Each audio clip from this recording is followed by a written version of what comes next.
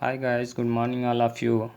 पिछले वीडियो में हम लोगों ने इस चैप्टर का पहला पार्ट्स पढ़ा, जिसमें chemical equation, chemical reactions, balance of chemical reaction वगैरह हम लोग पढ़े। और अगला जो टॉपिक्स है हमारा टाइप ऑफ केमिकल रिएक्शंस है। आज के वीडियो में हम केमिकल रिएक्शंस के टाइप्स को क्लियर करेंगे, कवर करेंगे। प्यारे बच्चों, आप समझने की कोशिश कीजिएगा, बहुत ही इजी है। चलिए हम टाइप ऑफ केमिकल रिएक्शन की हम बात करते हैं। पहला है combination reactions. Those reaction in which two or more reactants combine to form a single products are called combination reactions. प्यारे बच्चों, यहाँ साफ साफ दिख रहा है कि कैल्शियम ऑक्साइड है और वाटर का मॉलिक्यूल्स है। रिएक्टेंट के साइड दो रिएक्टेंट्स हैं और ये दोनों आपस में कंबाइन हो रहे हैं और कैल्शियम हाइड्रोक्साइड बना रहे हैं और साथ ही साथ हीट रिलीज हो रही है। तो इसमें क्या हो रहा है इस रिएक्शन में कि रिएक्टेंट्स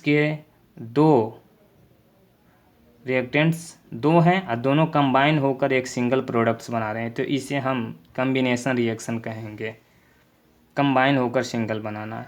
डीकम्पोजिशन रिएक्शन इसके जस्ट अपोजिट है। इसमें क्या होता है, those reaction in which a single reactants break down into two or more products are called decomposition reaction. इसमें जस्ट उसके उल्टा होता है। इसमें दो जुड़कर एक बन रहा था, इसमें अकेले टूटकर दो में या दो से अधिक बनाएंगे। जैसे यहाँ पे HgO है।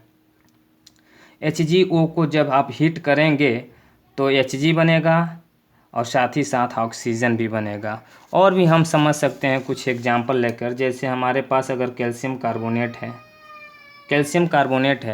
और कैल्शियम कार्बोनेट को अगर आप हीट करते हैं, गर्म करते हैं, ये हीट का सिंबल है, तो ये कैल्शियम ऑक्साइड बना लेगा और साथ ही साथ कार्बन डाइऑक्साइड गैस भी इवॉल्व होगी।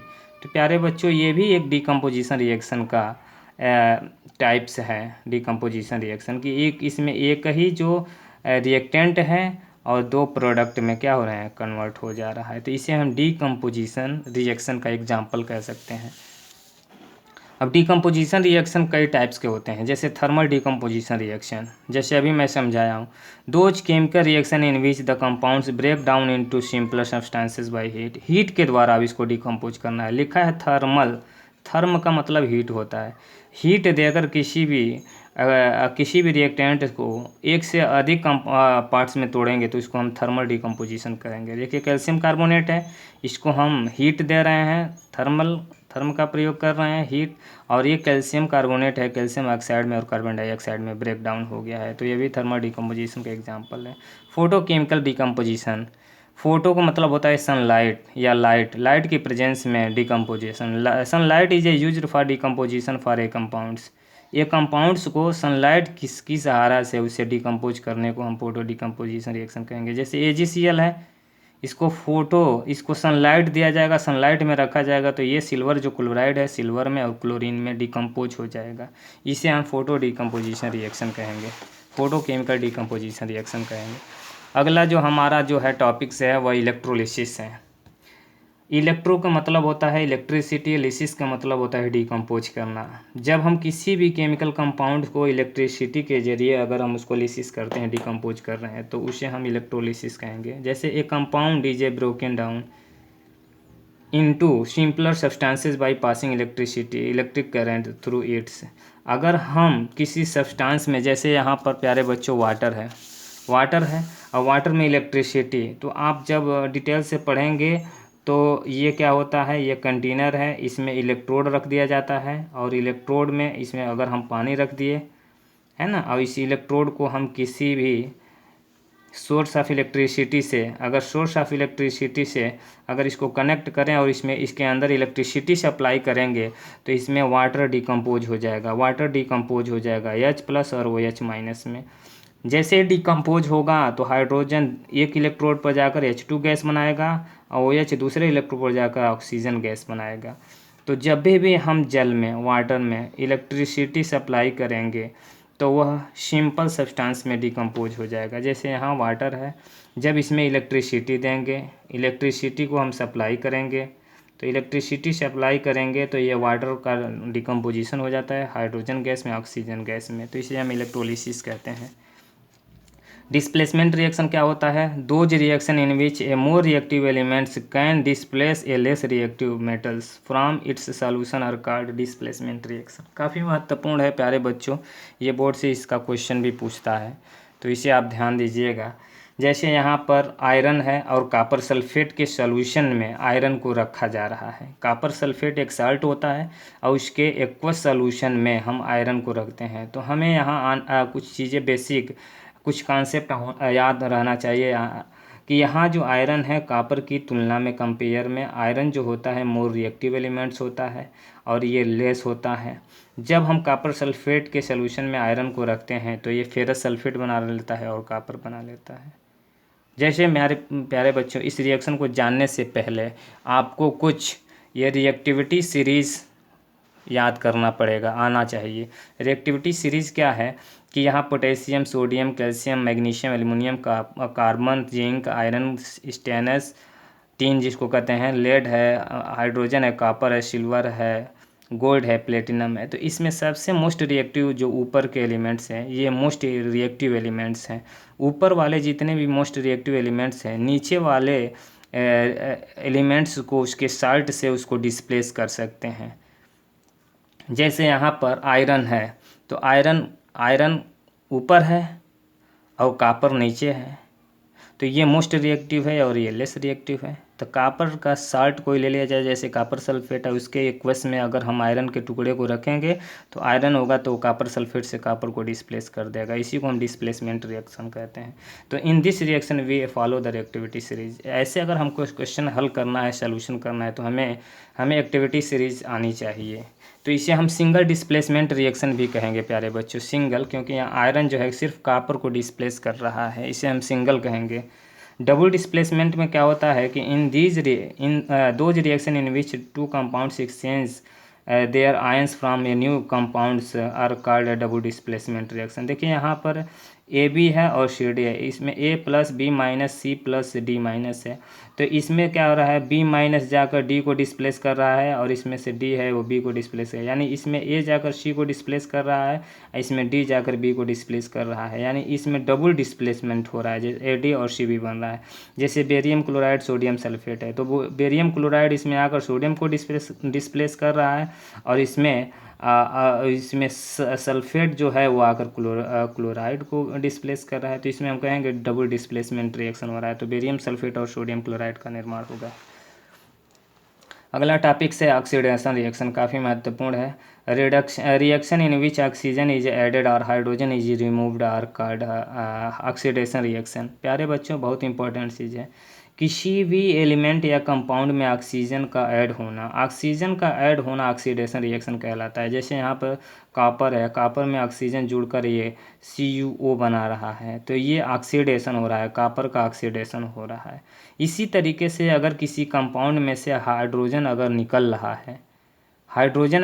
रहा है तो हम कहेंगे उसका भी ऑक्सीडेशन हो रहा है। ऑक्सीजन का जुड़ना या हाइड्रोजन का निकलना ऑक्सीडेशन कहलाता है। Reduction reaction, the reaction in which hydrogen is added और oxygen is removed are called reduction reaction. ये जस्ट उसके अपोजिट है ऑक्सीडेशन के। इसमें देखिए सोडियम के साथ हाइड्रोजन का जुड़ना, ऑक्सीजन का निकलना, इसमें इसके अपोजिट है। इसमें ऑक्सीजन का जुड़ना, हाइड्रोजन का निकलना ऑक्सीडेशन कहला रहा था, इसमें हाइड्रोजन का जुड़ना, ऑक्सीजन का निकलना रिडक्शन कहलाएगा। जैसे सोडियम में हाइड्रोजन जाकर ऐड हो रहा है तो सोडियम हाइड्राइड बना दे रहा है, तो ये कहेंगे यहाँ सोडियम का क्या हो रहा है, रिडक्शन हो रहा है। अगला जो टॉपिक्स है उसको क्या हम पढ़ेंगे इसमें, oxidising agent and reducing agent. देखिए काफ़ी महत्वपूर्ण है कि ऑक्सीडाइजिंग एजेंट है तो which oxidise other and itself get reduce. जो दूसरों को ऑक्सीडाइज कर दे और खुद को रिड्यूस कर ले उसी को हम ऑक्सीडाइजिंग एजेंट कहते हैं। Reducing agent which reduce other and itself get oxidise, जो क्या करता है, जो दूसरों को रिड्यूस कर देता है और ख़ुद को ऑक्सीडाइज कर लेता है उसको हम रिड्यूसिंग एजेंट कहते हैं। इसे हम और अच्छे से अगर हम क्लियर करें तो थोड़ा सा ध्यान दीजिएगा। एक एग्जांपल मैं दे रहा हूँ, यहाँ पर देखिएगा CuO है और यहाँ H2 है, ये दोनों आपस में रिएक्शन कर रहे हैं। तो CuO है जो कॉपर में चेंज हो जा रहा है, Cu किस में चेंज हो रहा है, कॉपर में। तो इसमें ऑक्सीजन का रिमूव हो रहा है, इसमें से ऑक्सीजन का निकल जाना रिडक्शन कहलाता है ना। और ऑक्सीजन निकल रहा है तो ऑक्सीजन आकर H2O में जुड़ रहा है, तो H2O में कन्वर्ट हो जा रहा है, तो H2O में कन्वर्ट हो रहा है, तो इसका रिडक्शन हो रहा है और H2 का H2O में ऑक्सीडेशन हो रहा है। जिसका रिडक्शन होता है वो ऑक्सीडाइजिंग एजेंट कहलाता है, जिसका ऑक्सीडेशन होता है वह रिड्यूसिंग एजेंट कहलाता है। या फिर कह सकते हैं कि इसका ऑक्सीडेशन हो रहा है तो ये ऑक्सीडाइजिंग एजेंट है जिसको ऑक्सीडाइज कर रहा है, इसका रिडक्शन हो रहा है तो ये रिड्यूसिंग एजेंट है जो इसको रिड्यूस कर रहा है। तो इस तरीके से हम अपने कॉन्सेप्ट को क्लियर करेंगे। रेडॉक्स रिएक्शन आप अच्छे तरीके से अभी अभी हम लोग पढ़े कि ऑक्सीडेशन अलग था और रिडक्शन अलग था। अब ऐसे भी केमिकल रिएक्शन होते हैं जिसमें ऑक्सीडेशन और रिडक्शन दोनों ही साथ साथ होते हैं।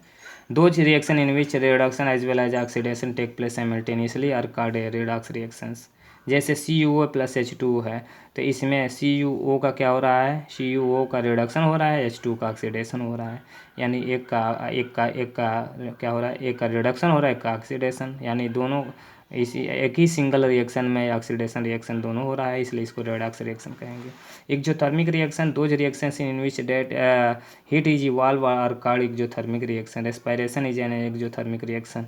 देखिए रिएक्शन यानी वो केमिकल रिएक्शन जिसमें हीट रिलीज होती हो, एनर्जी रिलीज होती है। जैसे ये ग्लूकोज है, आज जब ग्लूकोज को ऑक्सीजन मिलता है तो ग्लूकोज ऑक्सीडाइज हो जाता है और कार्बन डाइऑक्साइड और वाटर बना लेता है, साथ ही साथ हीट रिलीज हो रही है, इसलिए इसको एक्जोथर्मिक रिएक्शन कहते हैं।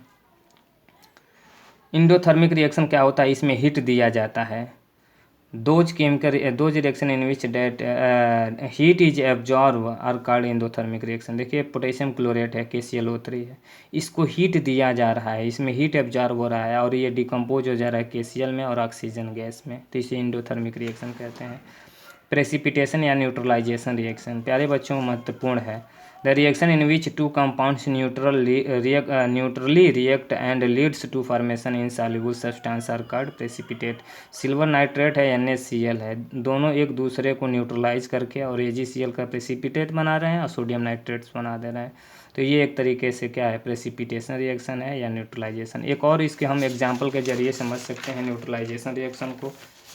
न्यूट्रलाइजेशन रिएक्शन को कैसे समझ सकते हैं प्यारे बच्चों, यहाँ समझने की कोशिश कीजिएगा। जैसे कोई एसिड है, HCl एसिड है और NaOH बेस है, तो ये एसिड है, एसिड में एसिड का नेचर होता है और बेस में बेस का नेचर होता है। एक दूसरे के ये जो प्रॉपर्टीज होती है अपोजिट होती हैं। जब दोनों को आपस में मिक्स कराया जाता है तो एसिड है वो बेस की प्रॉपर्टीज़ को नष्ट कर देता है और बेस है जो एसिड की प्रॉपर्टीज़ को ख़त्म कर देता है और इसके जगह पर साल्ट बनता है, NaCl बन जाता है। जैसे यहाँ पर देखिए ये NaCl बन जा रहा है, NaCl जो साल्ट होता है, और साथ ही साथ इसके साथ H2O बन जाता है, H2O बन जाएगा, वाटर। तो ये भी एक न्यूट्रलाइजेशन रिएक्शन के एग्जांपल है। न्यूट्रलाइजेशन रिएक्शन को कैसे डिफाइन कर सकते हैं कि chemical reaction in which acid and base react to each other and base cancel the acidity of acid and acid cancel out the basic nature of base and neutralise to each other and form a salts also water. जब ये chemical reaction होता है तो इसके साथ ही साथ कुछ heat भी रिलीज होती है, हीट। तो ऐसे हम केमिकल रिएक्शन को हम न्यूट्रलाइजेशन रिएक्शन करते हैं, क्योंकि एसिड और बेस न्यूट्रल होकर साल्ट बना लिए, हीट निकला, वाटर बना, इसे न्यूट्रलाइजेशन रिएक्शन कहते हैं। काफ़ी महत्वपूर्ण है। करोजन, अरे बच्चों हम करोजन को समझते हैं। करोजन जो होता है ड्यू टू ऑक्सीडेशन, आप देखे होंगे लोहे पर जंग का लगना, आयरन पर रस्टिंग होता है ना, तो ये ऑक्सीडेशन रिडक्शन का ही एग्जांपल होता है। It is a process in which metal react with the substances present in the atmosphere to form surfaces compound. जो आयरन जो होता है एटमॉस्फेयर में प्रेजेंट जो कुछ सब्सटेंस होते हैं, ऑक्सीजन होते हैं, मॉइस्चर होते हैं, कार्बन डाइऑक्साइड होते हैं, उससे रिएक्शन करके और आयरन अपने सरफेस पर क्या बनाने लगता है, सरफेस कंपाउंड बनाने लगता है। जैसे iron forms reddish brown coating of Fe2O3। Iron जो होता है अपने सरफेस पर रेडिश ब्राउन कोटिंग बना लेता है आयरन के ऑक्साइड और रस्ट का सूत्र क्या होता है, फार्मूला Fe2O3 इंटू XH2O होता है। It is a called rusting of iron, जिसे हम आयरन रस्टिंग ऑफ आयरन्स कहते हैं। Silver turn black due to formation of Ag2S। आप देखे होंगे सिल्वर ब्लैक हो जाता है, किसके कारण, सिल्वर सल्फाइड बनने के कारण होता है, वो ब्लैक हो जाता है। तो ये इसके वजह से ये करोजन इसको कहते हैं। करोजन के वजह से मेटल जो होते हैं थोड़ा सा वीक होने लगते हैं, कमज़ोर होते हैं, उसका क्षरण होने लगता है। इसको कैसे प्रिवेंट किया जाएगा, प्रिवेंशन ऑफ करोजन। करोजन को प्रिवेंट करने के लिए आपको आयलिंग करना पड़ेगा, यानी आयल का यूज करना पड़ेगा। आप अगर उसके सरफेस पर आयल लगा देते हैं तो थोड़ा करोजन का प्रिवेंशन हो जाता है। ग्रीसिंग भी जो होता है करोजन को रोक देता है। पेंट कर देते हैं आप, जैसे आयरन है, आयरन की सतह पर, आयरन की सरफेस पर अगर आप पेंट कर देते हैं तो जो ऑक्सीजन है, मॉइस्चर है, वो डायरेक्ट जो होता है वो आयरन के कांटेक्ट में नहीं आता है, तब आयरन की करोजन होती है वो रुक जाती है। कोटिंग विथ ए जिंक, आप जिंक है जब आयरन की सरफेस पर चढ़ा देंगे, पेंट कर देंगे, जिसको गैल्वेनाइजेशन कहते हैं। काफ़ी महत्वपूर्ण है कि गैल्वेनाइजेशन किसे कहते हैं, तो जब आप आयरन पर जिंक की कोटिंग कर देंगे, पॉलिश चढ़ा देंगे, तो इसे गैल्वेनाइजेशन कहते हैं। तब एयर हो, कार्बन डाइऑक्साइड या मॉइस्चर हो, डायरेक्ट आयरन के कांटेक्ट में नहीं आता है और उसका करोजन रुक जाता है। Are the methods of to prevent the corrosion, corrosion को रखने के लिए ये सब चीज़ें प्रोसेस हैं। लास्ट टॉपिक को कवर करेंगे प्यारे बच्चों, रेंसिडिटी, काफ़ी महत्वपूर्ण है। The process in which food products like a fat and oils get spoiled due to oxidation. प्रायः आप लोग क्या देखे होंगे कि जो फूड प्रोडक्ट्स होता है जिसमें फैट और आयल्स होते हैं, वो उसका ऑक्सीडाइज हो जाता है, जिससे वो स्पॉइल हो जाता है, ख़राब हो जाता है, बर्बाद हो जाता है, खाने के लायक नहीं होता है। क्यों? क्योंकि उसका टेस्ट होता है वो चेंज हो जाता है, उसमें बैड स्मेल आने लगती है, उसकी कलर चेंज हो जाती है, जिसे हम रेंसिडिटी कहते हैं प्यारे बच्चों। इसलिए जब हम कोई नमकीन्स या चिप्स की या कोई फैट या ऑयल से संबंधित कोई भी फूड मटेरियल को पैकेजिंग की जाती है तो उसे नाइट्रोजन गैस भर दी जाती है ताकि फूड मटेरियल का ऑक्सीडाइज न हो सके। जब फूड मटेरियल का ऑक्सीडेशन नहीं होगा तो फूड मटेरियल एक लंबे समय तक फ्रेश रहेगा, खाने योग्य रहेगा। इसे यहाँ लिखा गया कि which gas field in the chips packet. जब चिप्स पैकेट की पैकेजिंग होती है तो उसमें कौन सी गैस फिल की जाती है, नाइट्रोजन गैस भरी जाती है। अगर उसमें ऑक्सीजन रहेगा तो ऑक्सीडाइज कर देगा फूड को और फूड ख़राब हो जाएगा, इसलिए उसमें नाइट्रोजन गैस फिल की जाती है। प्यारे बच्चों, यहाँ हम लोग चैप्टर को कवर कर लिए, यहाँ हमारा ये पॉइंट फिनिश होता है।